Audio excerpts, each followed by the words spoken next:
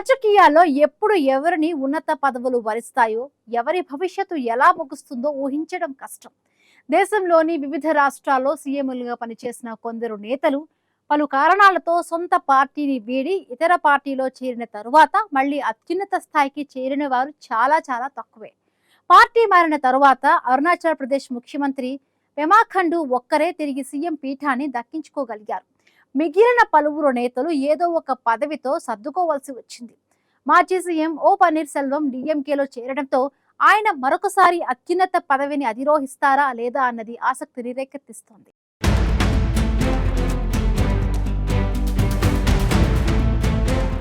సొంత పార్టీలో ఉన్నప్పుడు ఉన్నత పదవిని అధిష్ఠించి మళ్ళీ ఏదో ఒక కారణంతో పార్టీ మారిన నేతల్లో ఎక్కువ మంది మళ్ళీ అత్యున్నత పదవిని అధిష్ఠించలేకపోయారు.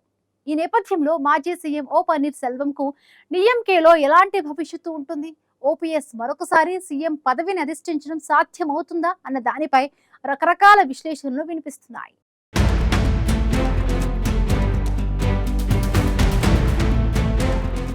రాజకీయాలంటేనే ఎప్పుడు ఎలాంటి పరిస్థితులు ఎదురవుతాయో చెప్పలేం. కొందరు నేతలకు కాలం కలిసి వచ్చి ఉన్నత పదవులను అధిష్ఠించినా మళ్ళీ ఏదో ఒక కారణం చేత పార్టీ మారి చివరకు ఏదో ఒక పదవితో సర్దుకుపోవాల్సిన పరిస్థితులు వచ్చాయి.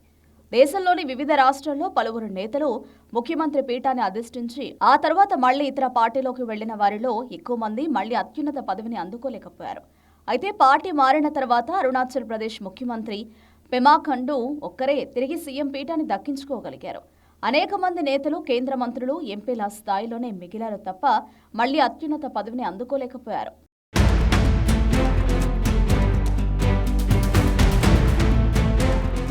ఇప్పటి వరకు వివిధ రాష్ట్రాల్లో దాదాపు 20 మందికి పైగా మాజీ సీఎంలు పార్టీలు మారగా ఆ జాబితాలో తాజాగా తమిళనాడు మాజీ సీఎం ఓ పన్నీర్ సెల్వం చేరారు.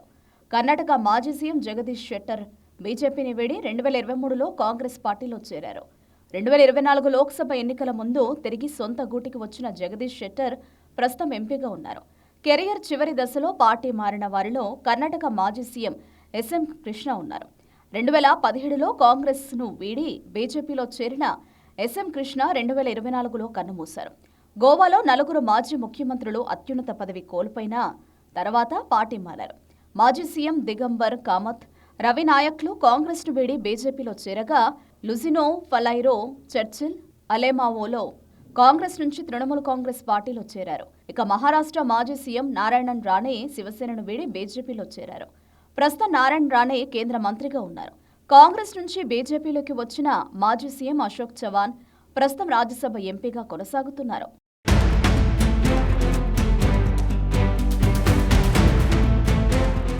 ఉత్తరప్రదేశ్, ఉత్తరాఖండ్లకు సీఎంగా పనిచేసిన వ్యక్తిగా పేరు సంపాదించిన ఎన్డీ తివారీ వృద్ధాప్యంలో కాంగ్రెస్ను వీడి ఆ తర్వాత బీజేపీలో చేరారు. ఉత్తరాఖండ్ మాజీ సీఎం విజయ్ బహుగుణ ఓటమి తర్వాత కాంగ్రెస్ను వీడి బీజేపీలో చేరారు. మరోవైపు బీహార్ ముఖ్యమంత్రిగా 10 నెలల పాటు సేవలందించిన హెచ్ఏఎం నేత జితన్ రామ్ మాంఝీ జేడీయూ నుంచి బహిష్కరణకు గురై హిందుస్థానీ అవామ్ మోర్చా పార్టీని స్థాపించారు. ప్రస్తుతం జితన్ రామ్ మాంఝీ ఎన్డీఏ ప్రభుత్వంలో కేంద్ర మంత్రిగా ఉన్నారు. జమ్మూ కశ్మీర్ మాజీ సీఎం గులాం నబీ ఆజాద్ కాంగ్రెస్ హయాంలో సుదీర్ఘకాలం పార్టీలో, కేంద్ర ప్రభుత్వంలో వివిధ హోదాల్లో పనిచేశారు. పార్టీ అధిష్టానంపై గళం విప్పిన ఆయన చివరకు పార్టీ వీడి సొంత పార్టీ పెట్టుకున్నారు. ఇక పంజాబ్ మాజీ సీఎం అమరీందర్ సింగ్ కాంగ్రెస్ను వీడిన కొన్నాళ్లకు బీజేపీ గూటికి చేరారు. పంజాబ్ లోక్ కాంగ్రెస్ పేరుతో పార్టీ పెట్టినప్పటికీ దాన్ని కూడా బీజేపీలో విలీనం చేశారు.